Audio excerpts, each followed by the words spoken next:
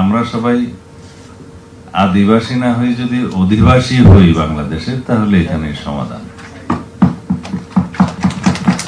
এবং জুলাই চার্টারের কথা বলেছেন আমার কয়েকজন ভাই, সাদ্রিস আলম এবং আরো অনেকে, এবং বলেছেন গণরায়ের প্রেক্ষিতে। এইখানে গণরায় আসার প্রয়োজন নেই। আমরা জুলাই চার্টারের রাজনৈতিক সমঝোতার দলিল হিসেবে সবাই স্বাক্ষর করেছি। কেউ কেউ ইলেকশনের পরে স্বাক্ষর করেছে, কেউ আগে স্বাক্ষর করেছে।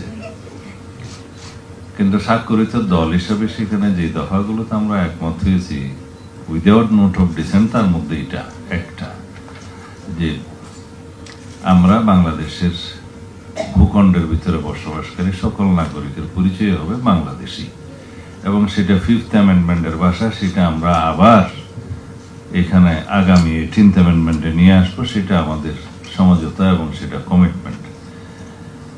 এটা তো সাংবিধানিক সমাধান, ঠিক আছে, কিন্তু আসলে যে বিভেদগুলো সৃষ্টি হয়েছে সেই বিভেদগুলোর সৃষ্টির পিছনে কিছু ভিনদেশী উস্কানি এক সময় ছিল। এই সমস্যা শুধু একজনের ভাষণের প্রেক্ষিতে হয় নাই, এবং এখনো সেই অঞ্চলে যে বিভিন্ন ষড়যন্ত্র চালু নেই সেটা কেউ হলফ করে বলতে পারবে না। এবং সেই সীমানা আমাদের পূর্ব দিকে, বাংলাদেশের ভূখণ্ডের পূর্ব দিকেও Lily ultra soft serum gel, যা গভীর থেকে স্কিনে দেয় 3 গুণ সিরাম হাইড্রেশন। সিরাম জেল হাইড্রেশনে ব্রাইট থাকো সব সিজনে। আরো সম্প্রসারিত হয়েছে। সেটা বিভিন্ন আন্তর্জাতিক মহল তাদের বিভিন্ন স্বার্থে তারা সেই পরিকল্পনাগুলো করছে। না, আমাদের কি করণীয়? আমাদের করণীয় হচ্ছে আমরা বাংলাদেশি হিসাবে ইউনাইটেড থেকে আমাদের বক্তব্যগুলো দিয়ে যাওয়া। সেই জায়গায় আমরা যেটা ন্যাশন স্টেটের ধারণা, সেই ন্যাশন স্টেটের ধারণা থেকে আমরা কথা বলতে পারি। যে ইউনাইটেড নেশনসের চার্টার অনুসারে ন্যাশন স্টেটের ধারণা হচ্ছে কোনো জাতি গোষ্ঠীর পরিচয়ে তারা নিজস্ব আত্মনিয়ন্ত্রণ অধিকারের স্বীকৃতি পায়। আত্মনিয়ন্ত্রণ অধিকারের স্বীকৃতি পাওয়ার জন্য পৃথিবীর বহু জাতি শতবর্ষ ধরে সংগ্রাম করে, আমরাও করেছি। আমরা এই জাতি গোষ্ঠীর পরিচয় হিসেবে পাল বা লক্ষণ সেনের বহু আগে থেকেই এটা আমরা জাতি হিসাবে, আমরা ন্যাশনাল স্টেট হিসাবে একটাই ছিলাম এই ভূখণ্ডের মধ্যে।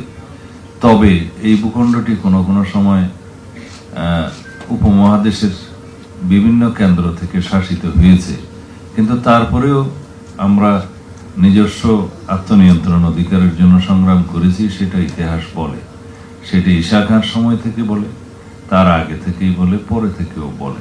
তবে মডার্ন ন্যাশনাল স্টেটের ধারণা থেকে স্বাধীন রাষ্ট্রের যখন সংখ্যা গণনা করা হয়, তখন বাংলাদেশ কবে থেকে ন্যাশনাল স্টেটের ইন্ডিপেন্ডেন্ট কান্ট্রি হয়েছে, স্টেট হয়েছে, নেশন হয়েছে, সেটা আমরা গুনি 1971 থেকে। কিন্তু তার আগেও আমাদের জাতিসত্তা ছিল, এবং এখন এই জাতিসত্তার মধ্যে, এই ভূখণ্ডের মধ্যে, এই টেরিটরির মধ্যে ন্যাশনাল স্টেট হিসেবে, নাগরিকত্ব হিসেবে যখন আমরা সবাই বাংলাদেশি, তার মধ্যে আমাদের তো কারো কারো বিভিন্ন ধর্ম, বিভিন্ন রকম, এখানে বিভিন্ন ধর্ম, বর্ণ, বিভিন্ন সংস্কৃতি, বিভিন্ন ভাষাভাষীর লোক থাকবে, সেটা আছে। আমাদের পার্শ্ববর্তী দেশে কম বেশি 36টার মতো ভাষা ব্যবহৃত হয়, এবং আঞ্চলিক ভাষা হিসেবে বিভিন্ন স্টেটের সবগুলো মিলে প্রায় 1,500 ভাষা আছে। কিন্তু তারা তো 1,500 জাতীয় না, 36টা জাতীয় না। তাদের মধ্যেও এই আদিবাসীর ঘোষণার জন্য কোনো কোনো দাবি হয়তো কোনো কোনো জায়গায় কোনো স্টেটে উঠে থাকে, বাট তারাও সেটা স্বীকৃতি দেয়নি।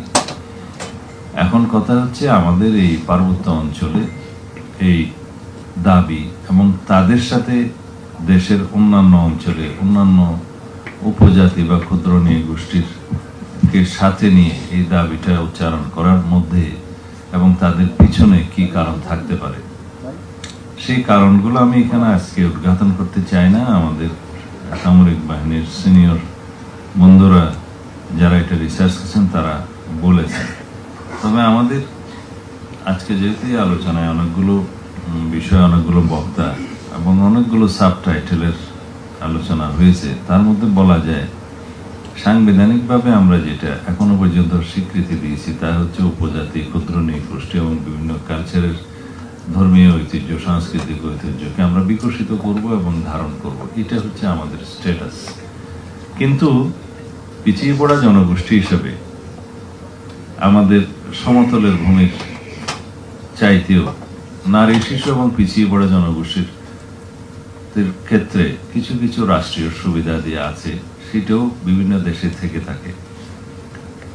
আমাদের পার্শ্ববর্তী দেশেও সেরকম শিডিউল কাস্ট সহ অন্যান্য পিছিয়ে পড়া জনগোষ্ঠীর জন্য কোটা রিজার্ভেশন থাকে এবং অন্যান্য সুবিধাদি থাকে, সেটা যাতে রাষ্ট্রের মধ্যে একটা মানে বিকাশের ক্ষেত্রে সমতা পাওয়া যায়, সেই জন্য এটা রাষ্ট্রীয় সুবিধা। সংবিধান সেই স্বীকৃতি, সেই সুবিধাটা দিয়েছে, সেই হিসাবে তারা সেই সুবিধাটা পায় এবং দেখা যায় কালের বিবর্তনে তারা সেটা পেতে পেতে হয়তো একটা জায়গায় সমতার মধ্যে চলে আসে। আমরা কেন নদীর অববাহিকায় বসবাস করলাম, কেন আরেকজন পাহাড়ি জনপদে বসবাস করলো, সেটার ভিত্তিতে তো কোনো নেশন স্টেট হতে পারে না। তো সুতরাং আমাদের সবাই, আমরা যদি আমাদের সংস্কৃতি তথ্যমন্ত্রী বললেন যে ভুল প্রশ্নের তো সঠিক উত্তর হয় না, আমরা আসলে ভুল প্রশ্নেও নেই, এটা কোনো প্রশ্নই নয়। আমরা সবাই বাংলাদেশের অধিবাসী হব, আদিবাসী কেউ হব না। এখানে সব সিটিজেনের সমান রাইট এবং বাংলাদেশের সকল ধর্মীয়, সকল বর্ণের, সকল সংস্কৃতির, সকল ভাষাভাষীর সবাই আমরা বাংলাদেশের সিটিজেন এবং সিটিজেন হিসেবে কনস্টিটিউশনাল রাইট আমাদের সমান, এই পরিচয়ে আমরা থাকি।